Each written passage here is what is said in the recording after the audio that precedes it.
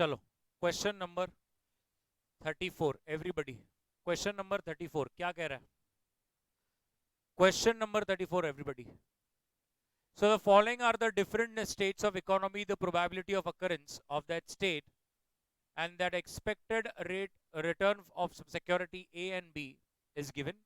तो आपको security A और B का डिटेल्स दिया हुआ है और आगे आपको बोला गया है find out what is the return and the standard deviation for these two securities.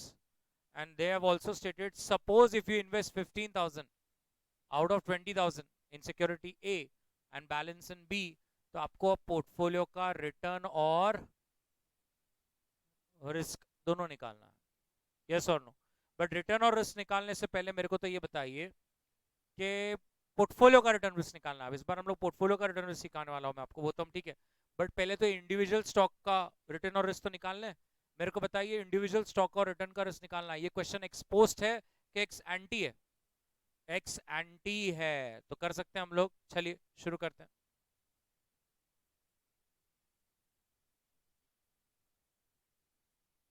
चलिए क्वेश्चन नंबर नंबर बोलिए कौन सा? 34. Question number 34. और सबसे पहले आएगा सिक्योरिटी ए. बरोबर है. अब मुझे रिटर्न्स बताइए आपके तीन. -15, हाँ 60 के 1660. Then you have the probabilities also.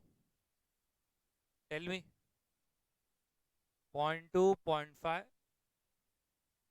So you will get px -3, 10, 18, 25. So x minus x bar square p into x minus x bar का स्क्वायर.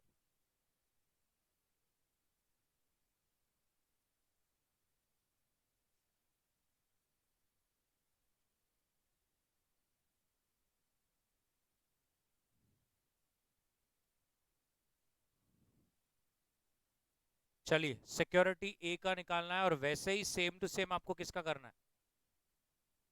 सिक्योरिटी बी का भी सेम करना है. एक्स पी पी एक्स, या हम इसको y दे सकते हैं. y p p y minus Y bar का स्क्वायर और p into Y minus Y bar का स्क्वायर.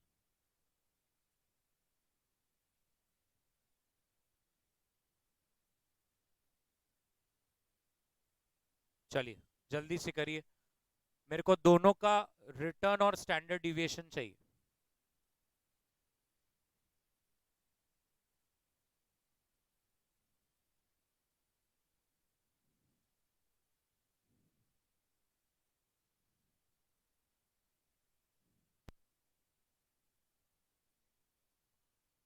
बताइए what is summation of P X minus X bar? 700. तो अगर ये 700 है तो 700 का रूट बताइए कितना? 26.46. वाई बार कितना आ रहा है? पहले टोटल बताइए. Summation of p y minus Y बार.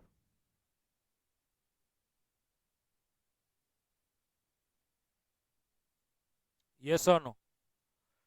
पक्का? एवरीबडी.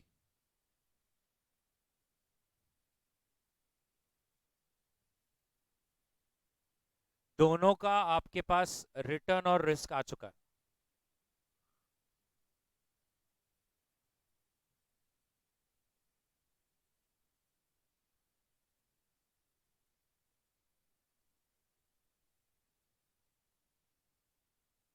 नाउ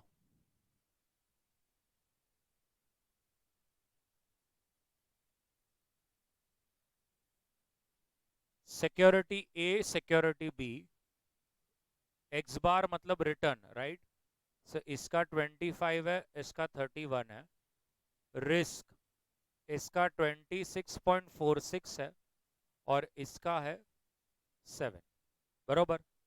अब अगर आपको कभी भी कोई भी पोर्टफोलियो का रिटर्न और रिस्क निकालना है, तो आपको आपने वो स्टॉक्स में कितना पैसा लगाया है वो उसका वेट भी जानना जरूरी है, उसके बिना नहीं कर सकते। तो वेट्स की अगर मैं बात करूं, आपके पास सर 20,000 है जिसमें से आप 15,000 ए में डाल रहे हो, मतलब 0.75। सो 0.75 और 0.25, यहां तक क्लियर? छोटी छोटी बातें बहुत मायने रखती है, मुझे मालूम है। वेट्स को डेसिमल में लेना है, रिटर्न और रिस्क को प्रॉपर पूरे होल नंबर में लेना है। बाद में कहीं बजा मैं कोई जिम्मेदार नहीं। मैं फिर से बता रहा हूँ, रिटर्न और रिस्क को आप देख सकते हो मैंने डेसिमल में नहीं लिया, प्रॉपर होल नंबर लिया, 25, 31, 26.467। लेकिन मैं वेट्स ऐसा नहीं लिख रहा 75% एंड 25%, वेट्स को तो 0.75 और 0.25 ऐसा ही लेके करना है। ये मैंने आपको एक पॉइंट बता दिया। अब अपने को क्या चाहिए? अपने को चाहिए पोर्टफोलियो रिटर्न और पोर्टफोलियो रिस्क, ये दो चीजें सीखनी है आज। तो पोर्टफोलियो रिटर्न तो मैंने आपको लास्ट लेक्चर में बताया था, return of A into weight of B, return of, अरे sorry, return of B into weight of B, and ऐसे जितने भी स्टॉक्स रहेंगे आप उतना उसको कर सकते हो, सीधा वेटेड एवरेज लेने का है सिर्फ। So 25 into 0.75 plus 31 into 0.25, 26 point, that is the return of a portfolio if you invest 75% in A and 25% in B. इतना रिटर्न मिलेगा आपको। बताइए, एकदम क्लियर है? पक्का? अब रिस्क की बारी, रिस्क कसं, तो एकदम दिल थाम के बैठिए, आजू बाजू हाथ पकड़ लीजिए। फॉर्मूला क्या है? स्टैंडर्ड डिविएशन ऑफ ए का square into weight of A का स्क्वायर। बिल्कुल डरना नहीं, अब तक मैंने इतने फॉर्मूला लर्न करा दिया आपसे। स्टैंडर्ड डिविएशन ऑफ बी का square into weight of B का स्क्वायर, विद आधा हुआ है आधा, plus 2 standard deviation weight into correlation coefficient between A and B.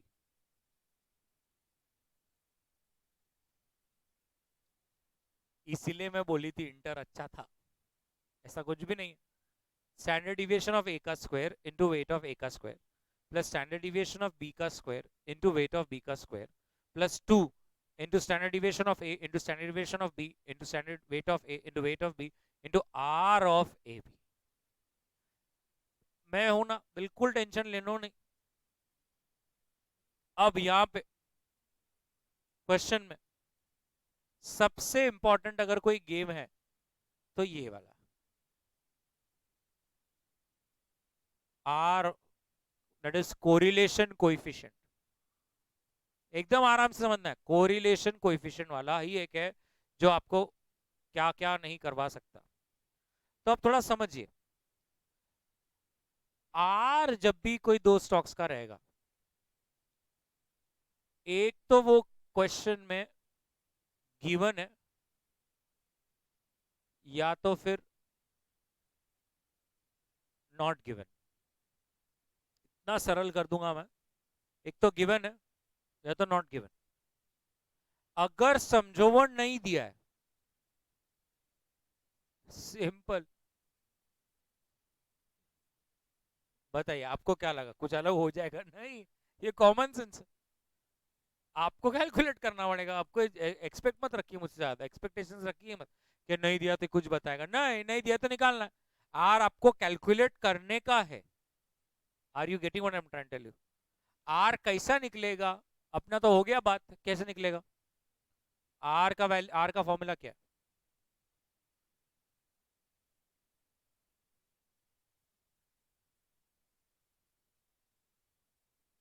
Yes और नो? ऐसे ही निकलता है।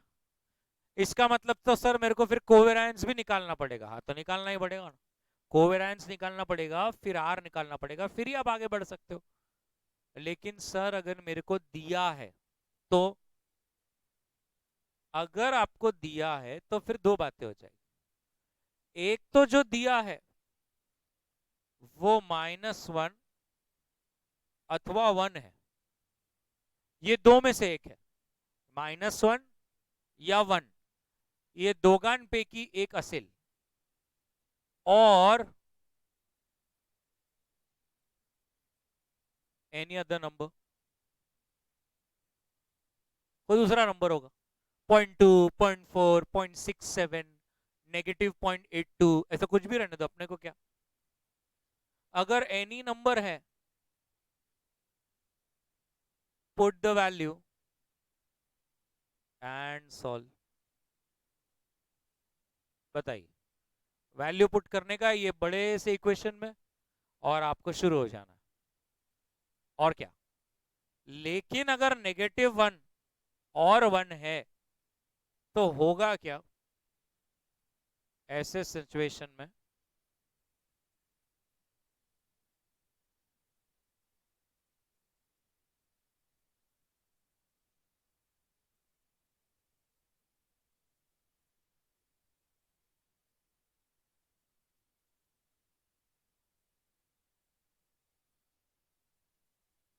ये आपका फॉर्मूला है, ये हो जाएगा 1।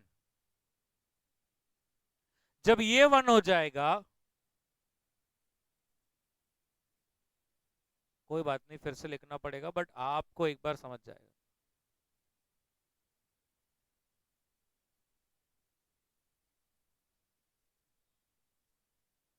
ऐसा ही हो जाएगा, यस और no.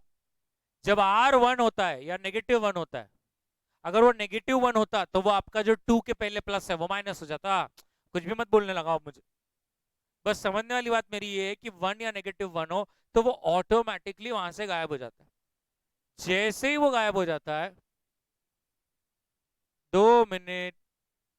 Sir what is the spelling of बचपन, इज इज राइट, नो। बचपन में एक चीज सिखाई गई थी,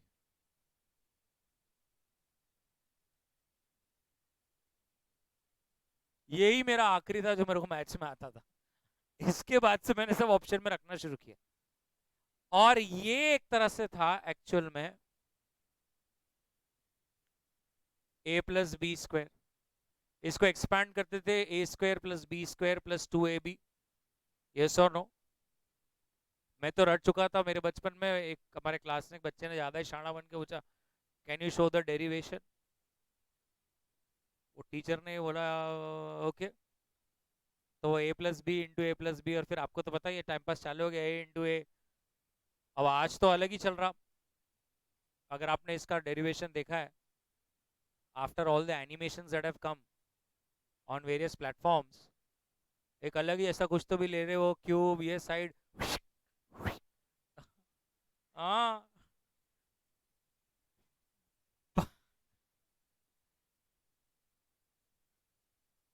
क्योंकि उनको यही आता ना, बाकी नहीं आता, डीप जाना नहीं आ रहा, तो इसमें 1 घंटा डाल दो तो सबको लगता है लेक्चर हो रहा, ऐसा थोड़ी होता। a+b² होता था ये, राइट। तो आप समझ गए होंगे एक्चुअल में, बड़ी यही वो a है, यही वो b है, और ये तुम्हारा वो 2ab है। तो अगर 1 या 1 माइनस रहा तो आप समझ गए होंगे ये a+b² हो जाएगा, which will directly come to a+b, क्योंकि वो रूट है और वहां पर वो स्क्वायर है, ये दोनों कैसे होता है भाई, तो सामने सामने कैंसिल हो जाएगा। इसका मतलब अगर a+b ही फॉर्मूला है तो फॉर्मूला रहेगा standard deviation a weight of a plus standard deviation of b weight of b। तो आपको इतना सारा सॉल्व करने की जरूरत नहीं, सीधा आप ये छोटू सा एक सॉल्व कर लीजिए, आपका जीवन खत्म नहीं हो जाएगा। अरे बाबा, आगे बढ़ जाओगे, मतलब ऐसे आप समझ में आ रहा है। और अगर यही a−b² होता तो फिर आप क्या करते, standard deviation of a weight of a minus standard deviation of b weight of b। Clear, पक्का, एवरीबॉडी, सच्चे बोलो। समझ में आया क्या? तो इसीलिए मैं ये वाला बनाना बहुत जरूरी है भाई, बहुत।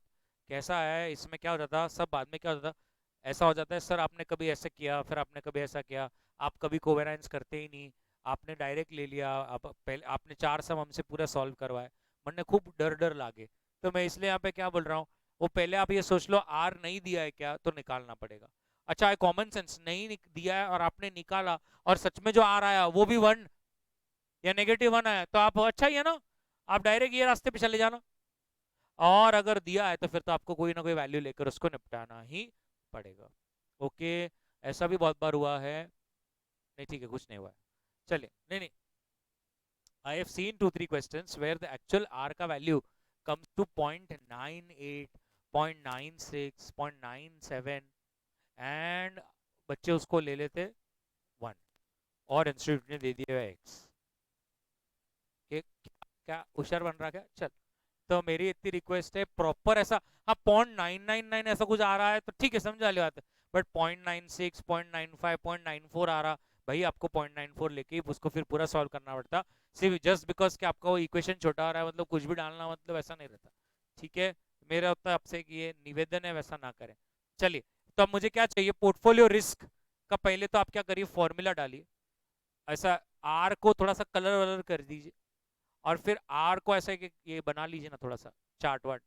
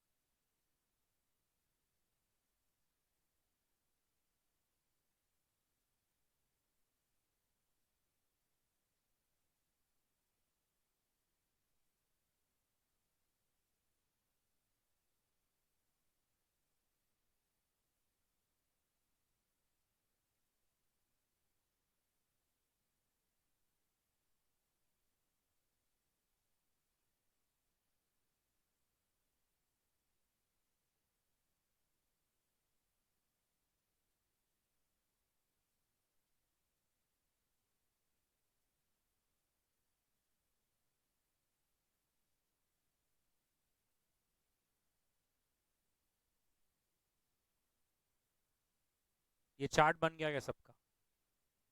और इसका ऐसा डेरिवेशन बता दीजिए।